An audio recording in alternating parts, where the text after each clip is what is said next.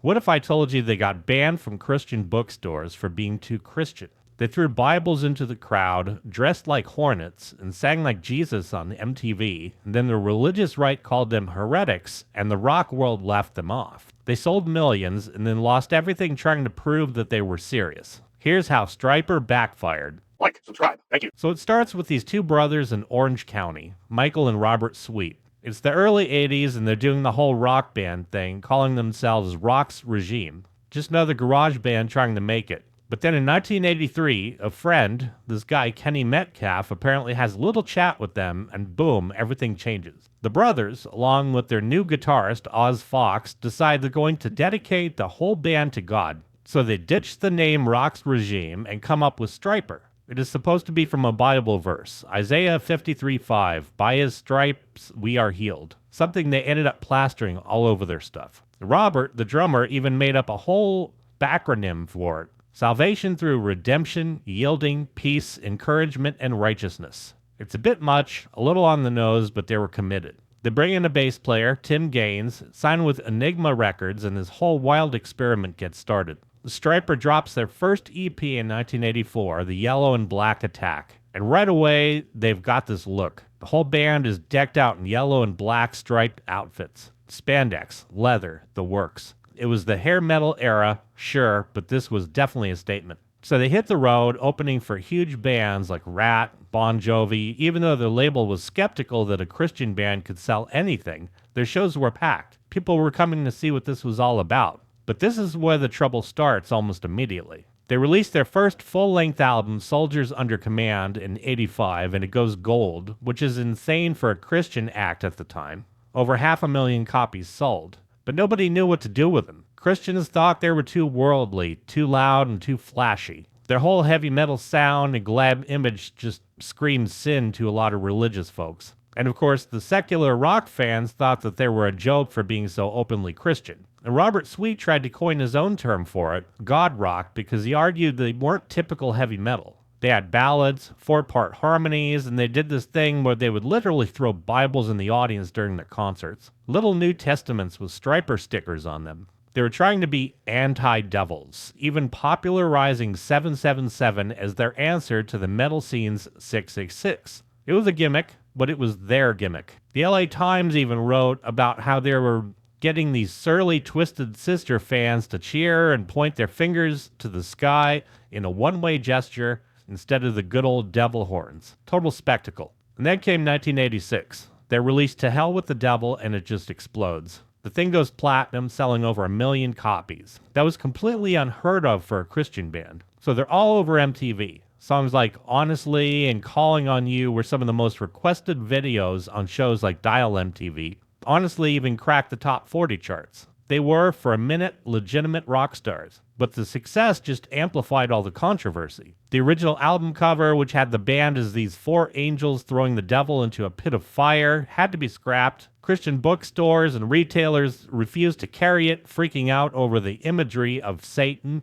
So they replaced it with a plain black cover with just the band's logo. And of course, the religious right started really coming for them. Televangelists, most famously Jimmy Swaggart, were publicly denouncing them. Swaggart got on his show and railed against Christian rock, calling Stryper out by name. He said their whole shtick of tossing Bibles into the crowd was like casting pearls before swine, basically saying that they were wasting God's word on a bunch of degenerate metalheads. Metalheads never got a break, but damn it, you're cool with me. To guys like Swaggart, rock music itself was inherently evil, and no amount of Jesus lyrics could save it. The band just leaned into it, though. They refused to play at Christian events, with Robert Sweet saying their whole mission was to be in the mainstream, to reach the people who really need to hear it. And they had stories to back it up. Robert told this one story about a fan who was about to delete themselves, but accidentally put on a Stryper record, heard the lyrics, and decided to live and find faith. It's a nice story, but it just fueled their sense of purpose. At the same time, they were trying to navigate the pitfalls of rock stardom while maintaining the squeaky clean image.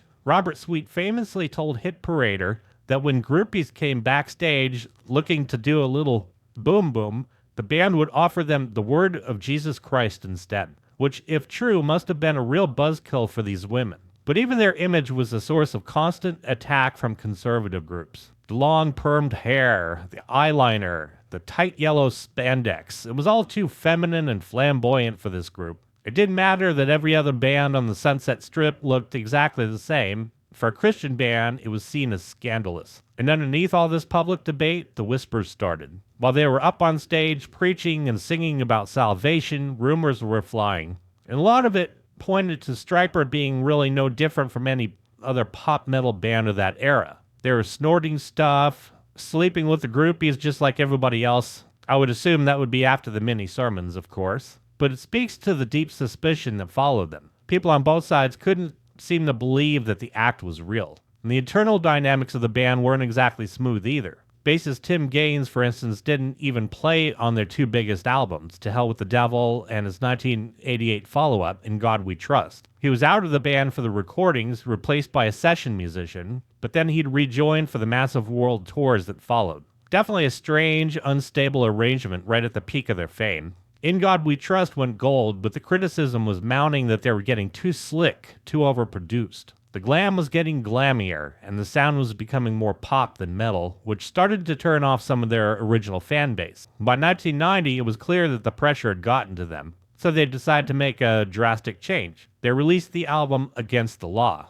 and this one was a total rejection of everything they had built. The yellow and black, gone, replaced by standard black leather. The logo was different, and most significantly, the lyrics were no longer explicitly Christian. There were no more mentions of God or Jesus. Robert Sweet later said it was a direct response to all the criticism, an attempt to shed the glam image and be taken more seriously as a rock band. And we've seen it happen with other Sunset Strip bands, Poison, Warrant, who had a great effort, but just like them, it backfired in the most spectacular way possible. The Christian fan base felt betrayed, assuming the band had lost their faith. The Benson Company, their only distributor to the Christian market, dropped the album and it was banned from most Christian bookstores. And the mainstream? They still didn't care. Stryper was still that Christian band, just now they're a Christian band pretending not to be. So they managed to alienate the only audience that ever truly supported them. And critics thought it was their best musical work, but commercially it was a train wreck. So the whole thing was bound to collapse, and it did. In early 1992, frontman Michael Sweet quit. The official reason was artistic differences, the classic catch-all for a band that's falling apart at the seams. He wanted to do his own thing, away from the baggage of the Stryper name. The band tried to carry on as a trio for a little while, with Oz Fox taking over the vocals, but the magic was gone. By '93, they officially called it quits. The members scattered into various other projects, and the story seemed to be over. But of course, in the music world, nothing is ever truly over. They started doing reunion shows in the late 90s and early 2000s. In 2003, a record label convinced them to record a couple new songs for our greatest hits album, and that led to a full-blown reunion tour. But it wasn't the same. The lineup started shifting. Tim Gaines left again in 2004, came back in 2010, and then was fired for good in 2017. It was messy. Michael Sweet put out a statement talking about Gaines' personal issues and needing a hiatus, but Gaines went public saying the band gave him an ultimatum and forced him out. It was just more drama, proof that even 2 decades later, the internal politics were still a mess. Stryper continued to release albums, trying to find their footing in a completely different musical landscape, but the core problem's never gone away. Michael Sweet's been very vocal about it. He talks constantly about how Stryper has always had it harder than other bands. He complains that they get rejected for tours and interviews all the time simply because of their lyrics. He seems genuinely bitter about it, convinced that if they had just sung about girls, drugs, or even Satan, they would have been as big as Motley Crue or Bon Jovi. He says they're seen as the uncool kids. He tries to draw this distinction, saying that they're not a Christian band, but Christians in a rock band who preach what they practice on and off the stage. But it's a distinction no one else seems to care about.